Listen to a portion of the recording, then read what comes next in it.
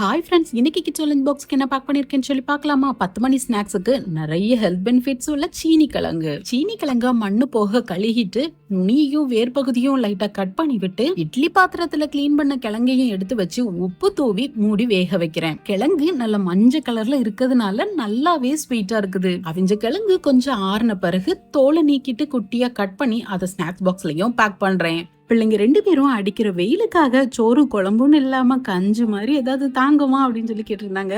சிறு பயிர் போட்டு கஞ்சி வைக்கலாமேன்னு பயிறு கஞ்சியும் அடுப்புல வச்சுட்டு அது கூட தொட்டுக்கிறதுக்கு மாங்காய் வச்சு துவையல். இந்த துவையலுக்கு ஏத்த மாதிரி பங்கனாப்பள்ளி மாங்காய் இருந்துச்சு. தோலை நீக்கிட்டு குட்டியா கட் பண்ணி வச்சுட்டேன். தேங்காய், மாங்காய், பச்சை மிளகாய், கருவேப்பிலை, பூண்டு, உப்பு லைட்டா தண்ணிய தொளிச்சு அரைச்சு எடுத்துட்டோம்னா சூப்பரா மாங்காய் துவையலும் ரெடி. வச்ச கஞ்சும் நல்லா குழஞ்சிட்டு துருவன தேங்காவையும் உப்பையும் சேர்த்து நல்லா மிக்ஸ் பண்ணி கஞ்சி ரெடி பண்ணிட்டேன். நேத்து பிரேக்ஃபாஸ்டுக்கு இட்லி, அதுல மீதி இருக்க மாவை வச்சு இன்னைக்கு தோசையை செஞ்சுக்கிட்டே லஞ்சையும் ஸ்நாக்ஸையும் பாக்ஸ்ல பேக் பண்ண ஆரம்பிச்சேன். இன்னைக்கு கொஞ்சம் டைம் இருந்து அதனால குட்டீஸ் காலையில வீட்டுல இருந்தே சாப்பிட்டுட்டாங்க. ஓகே ஃப்ரெண்ட்ஸ், லஞ்ச் காம்போ பிடிச்சிருச்சுன்னா ஒரு லைக் கொடுத்துக்கோங்க. நாளைக்கு என்ன மெனுன்னு சொல்லி நாளைக்கு பார்க்கலாம். பாய்.